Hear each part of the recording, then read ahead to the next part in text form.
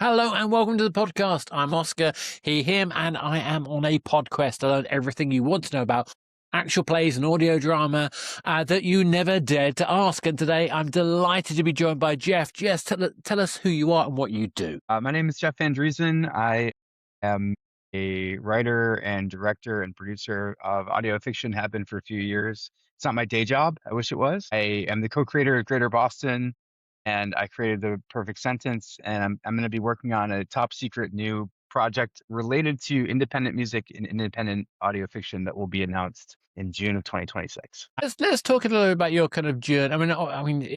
This is one thing I've discovered is that a lot of people in this space, particularly around the actual play areas, are doing it because this is their kind of sense of self, sense of identity, and they've got their proper job, whatever that means. Even incredibly talented people still end up having to do their day job. And in a world where we have increasing pressures, I mean, there's the AI question, which we don't need to go into, but there's all these pressures on us and a very difficult kind of space for the creative elements to have commercial aspects. So of course, a lot of us have other day jobs, but let's talk about the creative side. And now I got particularly excited when I started reading a little bit about your idea of The Perfect Sentence, the audio fiction concept album. Do you want to tell us a little bit about that? Yeah. Please feel free to talk about Greater Boston as well, but that's the one that really grabbed my excitement. Sure. So Perfect Sentence started as a short story I wrote before I was involved in audio fiction. It was actually written around the same time that my co-creator Alexander Danner was just starting to come up with some of the characters for Greater Boston. He was trying to pitch me to be one of the co-writers, co-creators, which I eventually did. So I kind of set it aside at that time. We were workshopping stories together, but it always really resonated with me. It was written in 2015, but it had to do with kind of misinformation and sort of how information can be manipulated in the media and social media in particular. But it was also very personal. It was Why about would that be topical?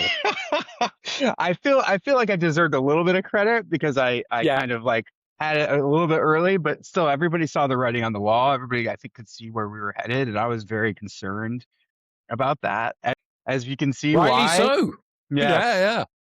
So I kind of set it aside because maybe I just wasn't in the headspace to sort of deal with it. At the same time, it was about the loss of a friend of mine. So it's kind of a Yes, I saw combination that. Yeah. of fiction and memoir. And it just kept gnawing at me. And I kept working on it, kept working on it. And I wasn't sure what it was going to be. And eventually I was like, I think I could do some sort of audio fiction project about this. Mm. It never felt right as a standalone piece of audio fiction. It and it felt more like it had to be set to music, and I don't know why. So eventually I just had this crazy idea of creating an audio fiction concept album, which is what it is. And this is, I think, what I find interesting because you started out writing it in kind of like a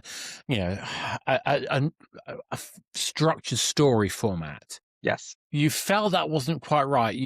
You've tapped into your, I mean, if I understand correctly, your musical anyway. You've tapped into this musical side, but rather than just making songs out of it, rather than just doing something that was a novel, you've taken this kind of next step of, okay, concept album, but now more than just a concept album, a fiction. I mean, a lot of concept albums, the history of concept albums is huge and interesting and vast, but they're less about the narrative. They're more about arguably, I mean, this is a big debate, I'm sure.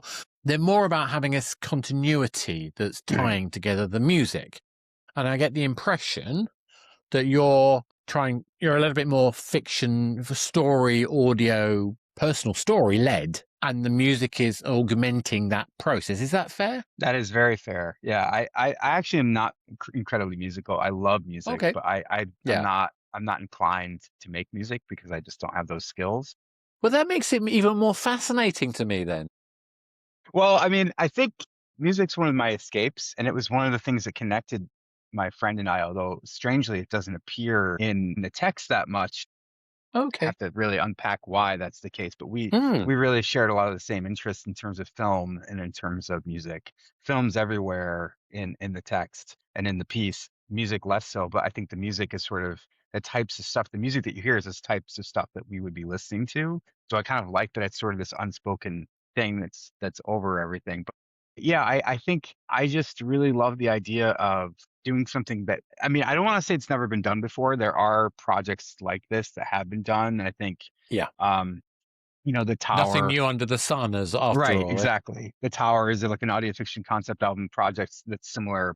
This is more standalone than that. It's just like I took the whole piece I had written originally, and I kind of reworked it, and eventually I separated them into sections, and those sections kind of became tracks. So if you can listen to individual tracks, probably wouldn't make a heck of a lot of sense out of context. So I don't recommend it, but in theory you could, And so I like the idea of breaking up a larger piece into individual pieces. It's such a strange piece because even the individual sections have identities of their own, and that's what I liked Mm, about them. I like that mm. it fits as a whole, but you can separate it out, and that each one is its own kind of animal. And I really was fascinated about how the individual parts make the whole. And since it's all about memory, and since it's all about like what makes us human and identity, I thought that made a lot of sense as well. No, totally. And I'm kind of interested. I mean, maybe we'll take a little while getting there, but I am interested how you kind of thought about structure in this context. But before we kind of hit that, I'm thinking about this. It's something that's deeply personal, something that's got audio kind of feel, quality, music elements to it, that's actually at the same time dealing with kind of deep metaphorical kind of concepts and actually real world fears and concerns. There's a lot going on in that mix. And how did that affect the way? I mean, I expect that you've got all this stuff and trying to work out where to fit it in. But was it like that? Was it, I've got all this stuff, where do I throw it? Or was it more, you found a piece to start and then that led to the next? So how did that approach work for That's you? a good question. I think, well, first I had the short story, right? And then Yes. Yeah. I think I tried to identify what the heart of the short story was. And what I found was Yeah. that the heart was missing. Like the original version of what I wrote was more analytical. It was a little bit more almost like it was nonfiction, almost like it was not even like memoir nonfiction, almost like an article.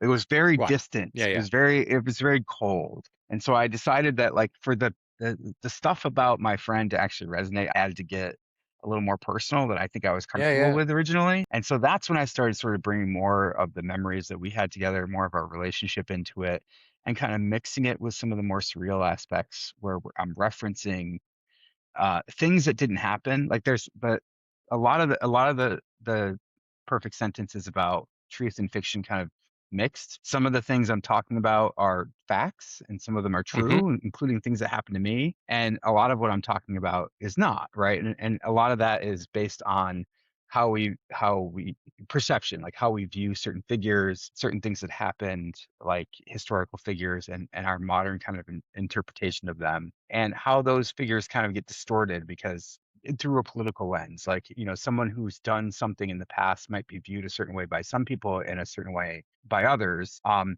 I think that is the same thing with individual relationships. And so what I was really trying to do is talk about how my own reflection of my relationship with this friend who his loss meant quite a bit to me.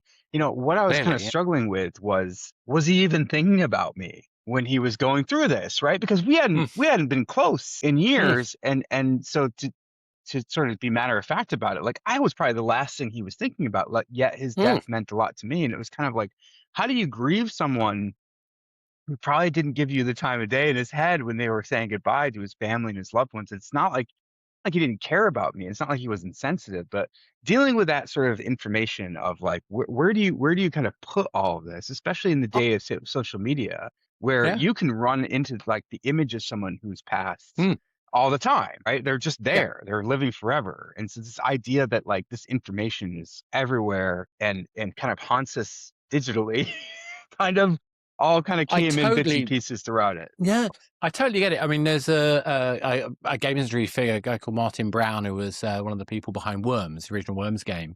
Martin was a friend of mine. And similarly, he was one of those friends of mine at the periphery. I wasn't going to be somebody in the height of his mind, but he was always a fantastic person to spend time with and get to know. But so many of my close friends had such a personal, intimate relationship with him, and he meant so much to the wider industry, the impact that he had on making games, not just like the legacy of the fact that Worms is obviously a phenomenal experience, but more about the way that he supported the development community around him and the impact that he had. So I know I'm talking about my experience here, but I'm hoping I'm painting the picture for the audience. Is like we have these people in our lives where the quality of the relationship is not a factor of the frequency of the relationship. Does that make sense? Absolutely. Yeah. It's not necessarily about how well you know them. It's about the impact Mm. that they had, right? I Yeah. think, and that's Yeah. sort of like what is a cornerstone of my work. I'm always talking about like how people impact other people in ways that they don't even realize. No, And that can be totally, for the totally. good or it could be the opposite, right? Exactly. I'm also thinking about the way you're talking about it. It feels like, I mean, you're peeling away these kind of barriers, these kind of personal. I mean, this to me sounds like what art is about. Mhm. And, you know, regardless of the form of it, the ability to peel is going to. But it sounds to me almost like the more personal it gets, the more you're creating these resonances that other people can hook into. Is that fair? I think so. I hope so.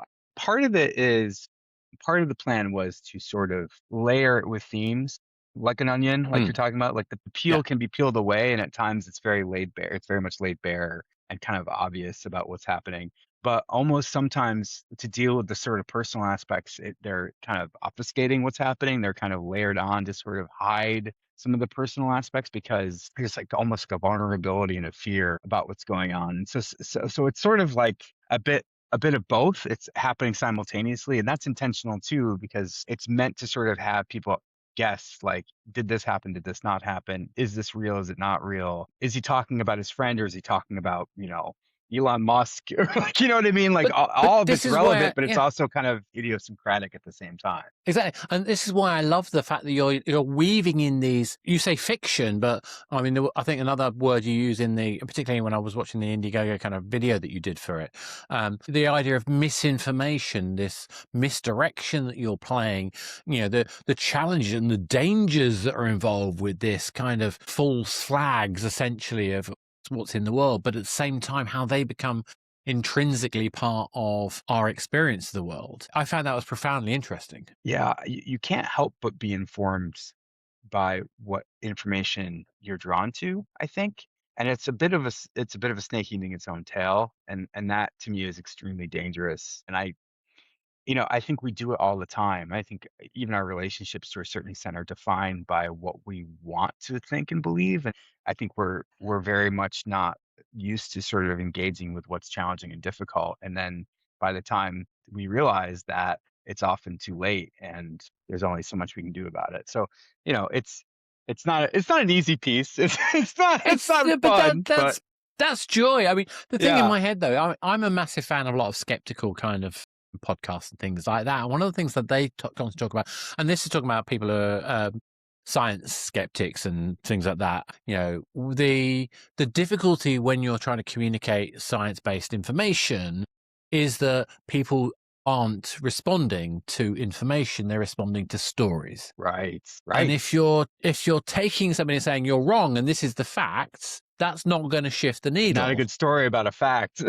No, Right? facts The are real meat of the matter is in the yeah, lie. Like that yeah. lies make good stories, Lies make absolutely. good stories. I mean, Yeah. was that one of the things that was driving the way you wrote these Oh things? yeah. And even the idea of a perfect sentence, there's no such thing. It's impossible. What perfect to whom? Like what's that? Who's deciding, right? Even that itself is sort of this notion of you can find this ultimate Yeah, truth or ultimate yeah. form of language in its purest form, which in of itself is impossible, right? Like it all matters on who's thinking of it, what the perception is. And yeah, I like the idea of the best story wins, but like the best story also could really damn us. And I think that that's what's happening. Like the best story is leading our world into some really dangerous Incredibly frontiers that dangerous. we're watching Uh, unfold every second of every day, to the point where now I think many of us are like, please stop. We want off this train. And again, it's too late. Like we've already bought into the story and we have to find out how it ends.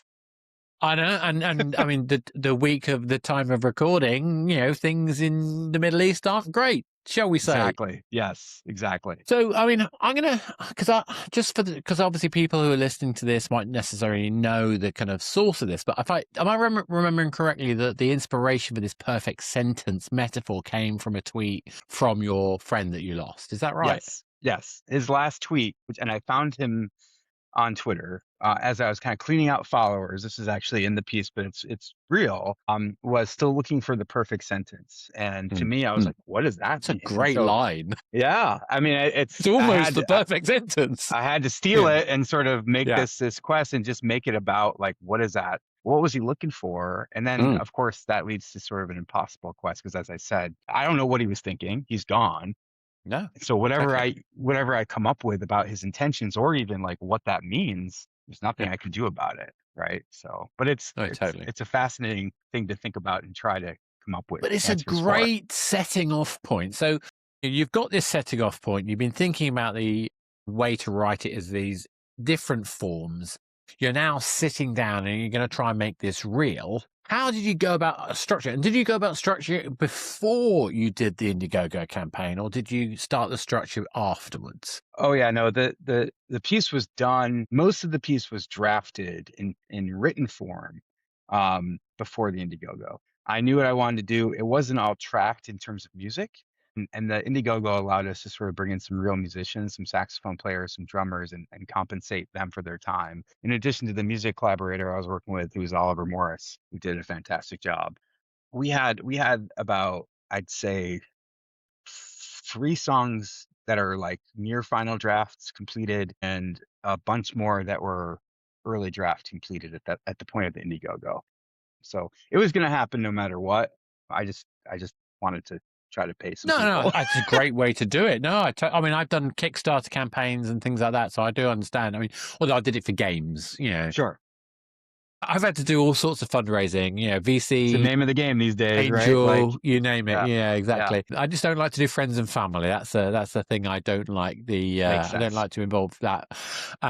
But so back to this, how did you structure it? So you've got this pretty well thought through process by the time you're going to Indigo. But how did you get to that point? How did you know that this first piece was going to be this, and it was going to lead to that piece? And is there an arc? Is there a journey? Is there a Well, yeah. storytelling structure? Yeah, I think, the first track is like what I would call a classic intro track where it's sort of like an overture. It's mostly instrumental, but there are these voices that are coming in and kind of setting up the ideas and the themes. The second track is the title track, and it is basically about the friend who lost, and then also circumstances around the news of his death, many of which were real, that set me looking for this idea of a perfect sentence. And it also introduces some of the other characters, and the other characters aren't real characters. They're real characters in history, but the use of them is fictionalized. So there are characters in the history, and at the time I was teaching a history course, so that's Okay. relevant. And their stories are kind of weaved in with my friends because of things that were happening in my life at the time I found out about his death, and memories that I write about that we had together. So that the title track kind of introduces all of that. The other tracks kind of weave in the other characters, who again are a mixture of truth and fiction, and my relationship with my friend. And sometimes they're all together, sometimes they're not. But each track again has its own identity, and they're about kind of exploring what all of this has to do with information, history, memory, um, the slippery slope of what happens when we kind of don't agree on a shared understanding of truth. And I think it's really difficult to have a shared understanding of truth and worth debating. But we're so far from Exactly. any idea of truth now that, like, I'm not sure, barely touch on AI in this piece. But now with AI too, it's like this is a whole other frontier. I'll have to make a remix album with AI talking about how it really is so challenging to even get a firm Mm. grip on reality now. And that is terrifying to me. Like, I really don't think that's a good thing for our brain.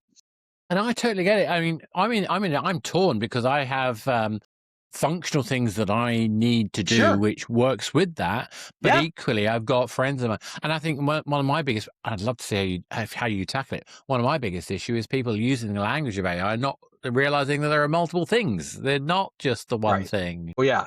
Yeah, I mean, there's great uses for it in terms of like science, for Yeah, example. yeah, Like I think that yeah, can yeah. be a very positive thing, but through the creative arts, But I'm it, a little less but the inclined to creative sort of. arts, we have Yes, some real challenges. I mean, let's yes, face it. yes.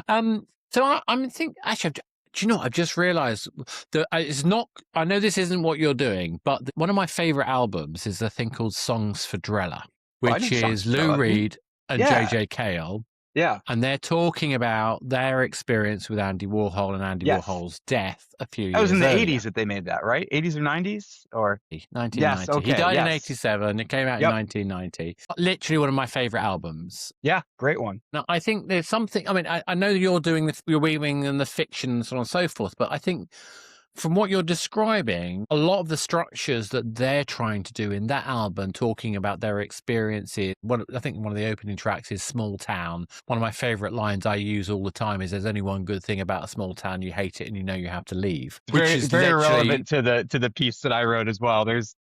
yeah, My hometown has a rock, like a boulder right on the outskirts. And this is in the perfect sentence too, that yeah, yeah, says you're in the direct center of New York State, which is where I grew up. And yeah, so yeah. as I say, it's like I grew up in the middle of nowhere. And there's a lot of hating on that in the piece. So yeah, I can But relate. But I totally get. But my point is more that there is a tradition of telling stories through music and with music, and I think what's interesting for me is weaving fact and fiction together in that, making it so the part of the journey I imagine is the truth in the fiction and the fiction in the truth, if that makes sense. Is that Yes. part of what you're trying to do? Yeah, I think unlike something that's to be read for information purposes, fiction can get at truth and should get at truth, not through reality. But I'm not a big proponent of like reality-based fiction where things are all very much like stodgy and like gritty and like I Yeah, yeah. find that boring. I think you're more likely to sort of get at something when you really sensationalize it, fictionalize it, not to the degree where it's absurd, although I am a fan of some absurdist stuff as well, to the point where it's like a big stew and you can really get a good meal out of it, but also really get the sense of like, oh, this is what they're going for, if that makes sense. So like I definitely think that some of my favorite stories, whether they're in song form or otherwise, are kind of mixtures of whoppers, I guess you could say. Like a little bit of truth, but also some sensationalism A thrown in couple of there. whoppers here in there. Yeah, Yeah, I get it. I some get it. whoppers. Yeah. But I wonder if one of the tricks that you're pulling with that is there's always a difficulty with something so personal, so deep, so kind of based in grief of it becoming overwhelming. And I'm wondering if one of the tricks or one of the benefits you get by taking that surrealist fictional component in the lightest sense allows you to have a pressure cooker valve to stop it from over exploding, if that makes any sense. Is It's that hard to Whilst you're here, don't forget to check out our actual play, The Anything Could Happen Show, on YouTube and all good podcast sites, where I put my guest players through no-win scenarios with limited information and always against the clock. And of course, where anything could happen. It is worth noting that there are dozens of reasons a planet could be declared uninhabitable. It's not just air composition. There could be contaminants in the soil, in the water. There could be any number of reasons that a colony like this would be abandoned. And sometimes the reason that data is kept under lock and key is to make sure that people like us don't disturb what is lurking underneath, which is, of course, my job here. I just do want to call our attention to that to make sure that, if we need to cut and go in a dangerous situation, that we are, following procedures and making sure that we're not releasing anything from this colony potentially out into other spaces and colonies in the area. That's fair. Thank you, Neil. Fair enough. Yeah, maybe. It's hard to say because I think it does get overwhelming at times. And I didn't want to voice the main character. The main character really is dominant in the whole piece. He serves as a narrator. And although it's based on me, I was very resident about performing it because I do voice acting, but I don't consider myself a voice actor. And I was very much looking forward to just kind of turning it over to somebody else. But a good friend of mine, Bob Ramunda, said, well, first of all, it'll be a lot cheaper if you do it yourself. And cost is always a factor, right? Fair. And they also said, like, no one's going to get this like you do. And so I would say performing it was pretty overwhelming for me. And there were times I really had some serious challenges.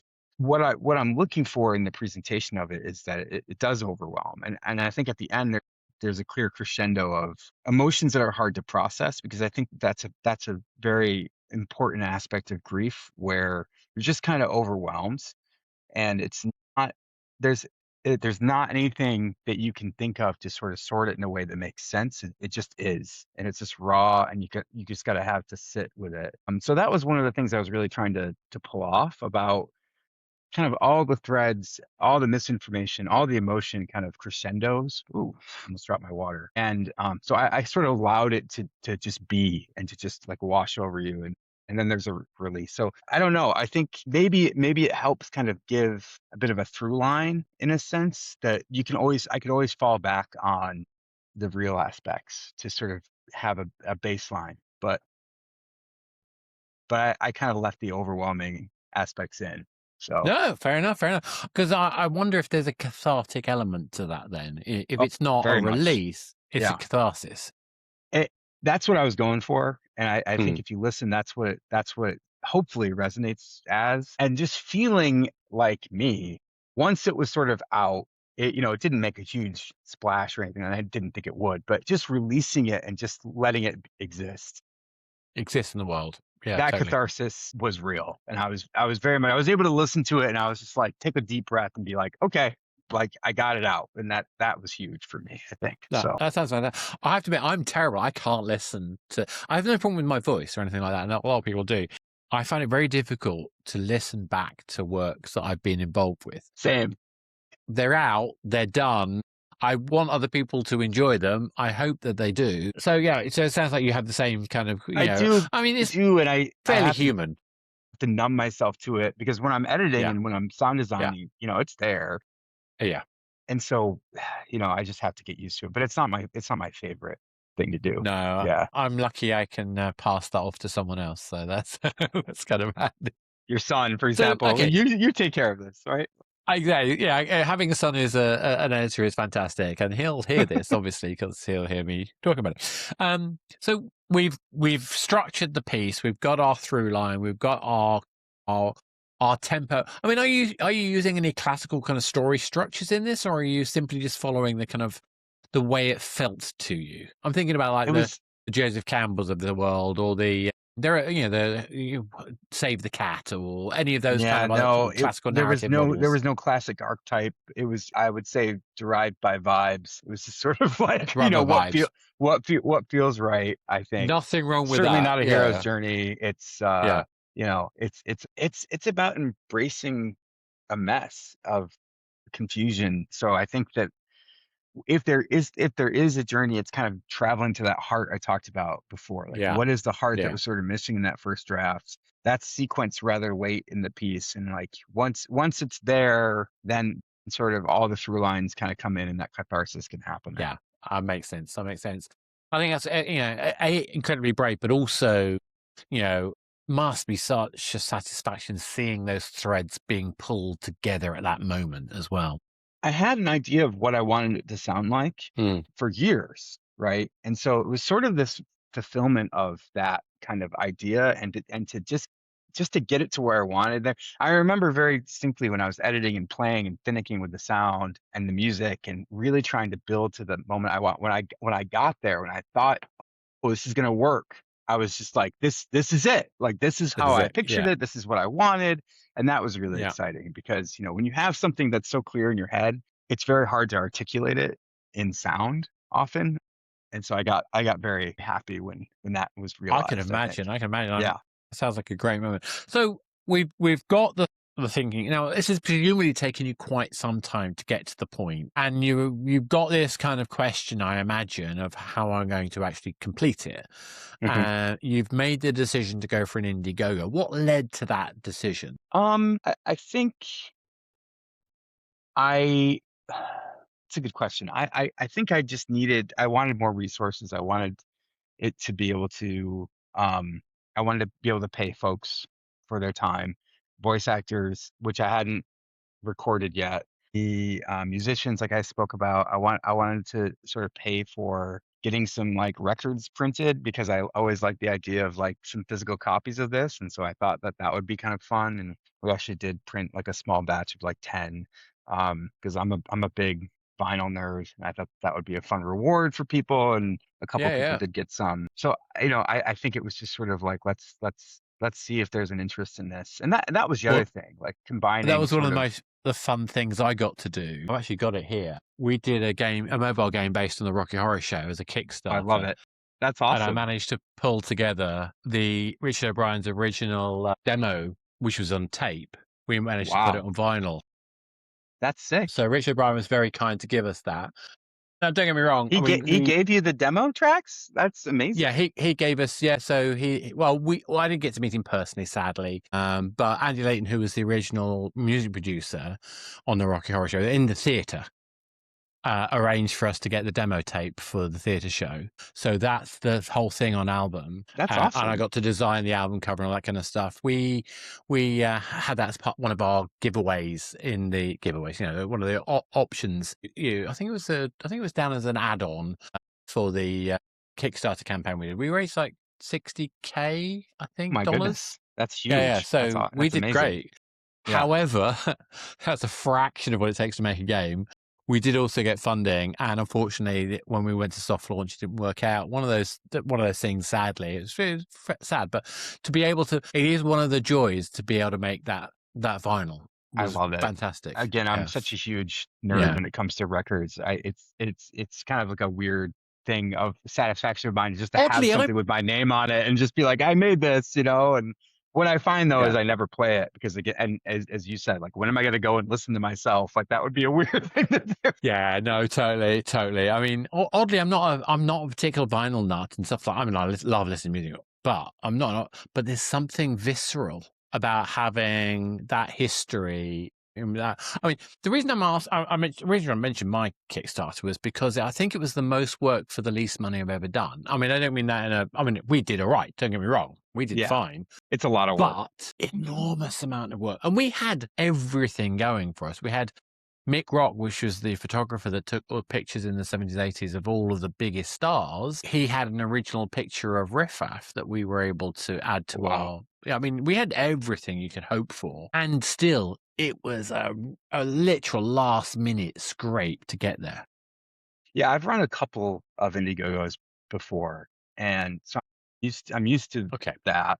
And I think I just sort of was like, well, this is going to be my life for the next, some odd weeks. Yeah. And it's very much just kind of constant kind of like putting it out there and really kind of just hitting social media until you're exhausted. And sometimes you start wondering, like, am I doing it too much? Am I not doing it enough? Like it just plays mind tricks on you. Totally.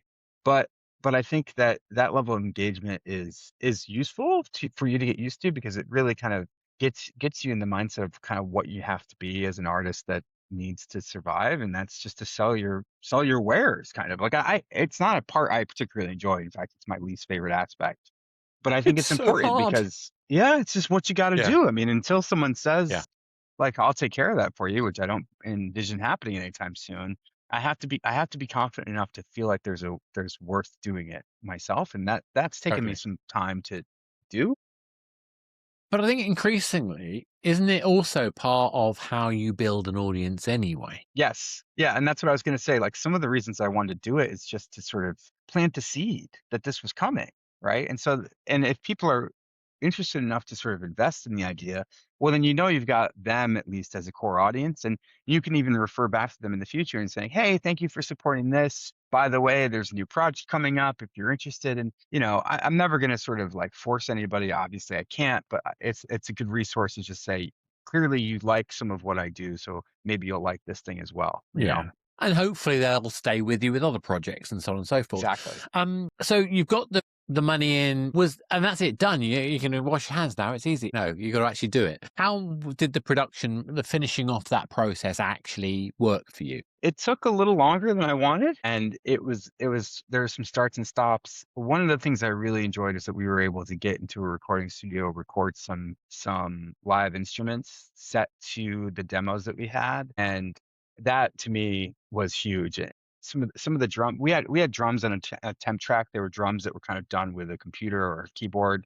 Neither myself or Oliver were very happy with them. Thankfully, I have a good friend who is an excellent drummer, and like getting him in to record drums live and sort of playing him the sort of temp tracks and kind of getting a sense of what we wanted and having him replicate that was huge. There are a couple songs I really felt like I just wanted some saxophone on, and I don't know music well, but I talked to some folks that my friend Jim kind of introduced me to, and they said this is kind of what I would imagine playing like over this track that we supplied Yeah. for them. And I said no, maybe more like this, and they're like, oh yeah, I got it, and then they just did it, and it was like Right.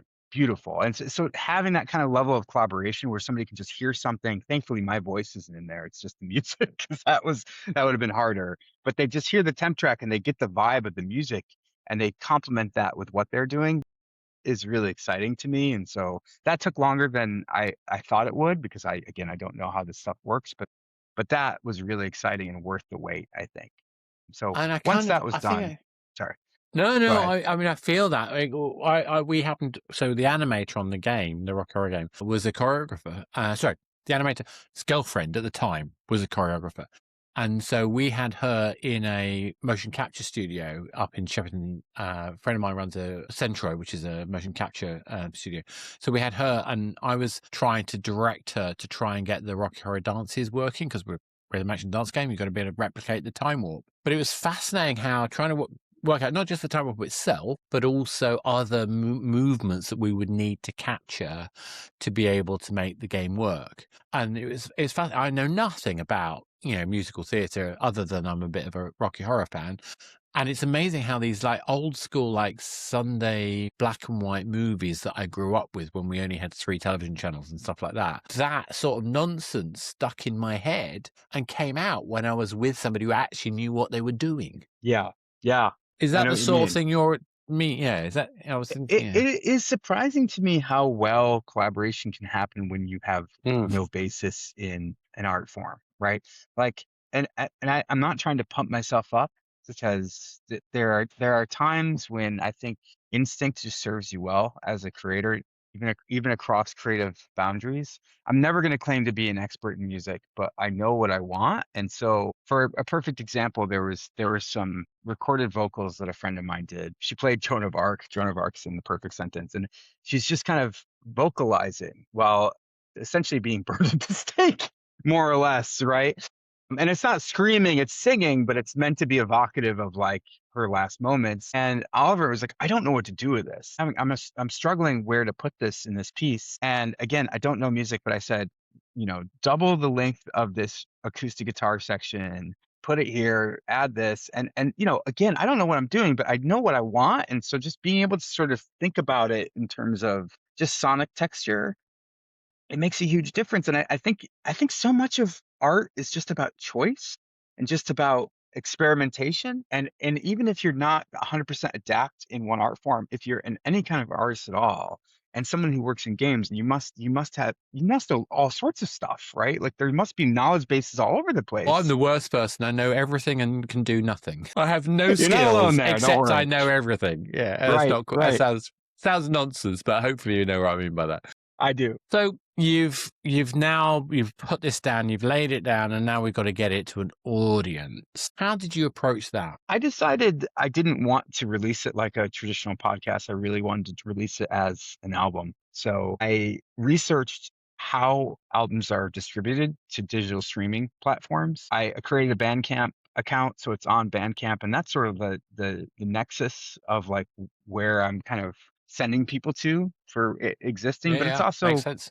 on like Spotify, it's on Apple Music, it's on everywhere. And again, it's not like I had any intention that it's going to be like this huge like success, or that, I know what streams pay, which is nothing. I didn't think I was I going to know get a check even that. for a penny, but I just like the idea that it was released in those formats. And it's silly, kind of. Some people ask me like, why not just release it as a podcast? And I was like, I could, but that's not what it is, right? Like it's meant to be released as it is. And I released it on my birthday because I thought, hey, I'm gonna make something personal, Yeah, totally. and just tried to spread the word and say it was something new. And In a sense, I'm still promoting it. I'm trying to get it listed in some of this year's.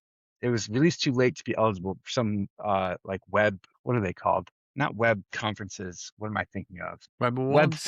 Web festivals. Web festivals. Yeah. So Gotcha. hopefully that'll maybe get it some attention. If not, it's okay. I'm more just happy that it exists. If you're enjoying this interview, why not check out this brief trailer from our guest? I am here today, fellow riders of the Red Line, to secure your support for a transit transition, a railway revolution, a subway secession. It's Monday morning in the freezing winter, and you're running late for work. You have an important meeting at 9 a.m. sharp, and the Red Line cars are so crowded you can't squeeze into a train to save your life. Sound familiar? Sound too familiar? I propose to you that we strive for no less than incorporation as an independent municipality. What if we could change your commute? What if we could change Everything. What if we could take part of a terrible transit totality and turn it into something more? Something sensational. Is this an extraordinary action? An extreme solution? Yes! Our time is coming, fellow riders of the Red Line. We're not naive, but we do believe in progress. We believe in change. We believe the trains can run on time. The city of Red Line.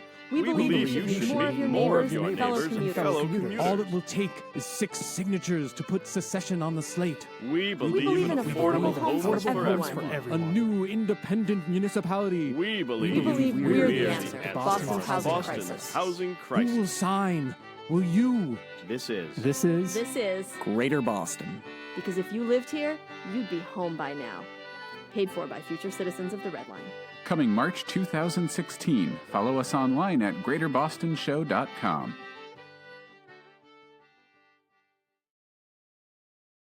I think it's a fascinating journey to have gone through, and I think it's a fascinating concept. And obviously, I hope it reaches the audience that it clearly deserves. Oh, It's thank you. obviously led.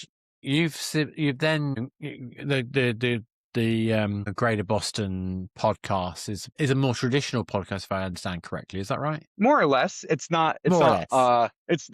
It's not. More not in a kind of like interview type, not like this, but more in the kind of drama sense. I meant. Yes. Yeah. It's Yeah. not. It's certainly not a concept album.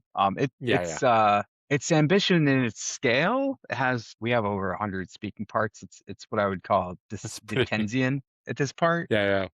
To the point where we've written ourselves into some tough corners, and recording is always fun. But yes, it's more straightforward in terms of audio fiction for sure. And you do that as a monthly full cast show, isn't it? When it's being released, we haven't When it's being released an episode in a couple years. We're working on our final okay. season now. That will hopefully come out starting this year, but we're still working on writing season 5. So yeah.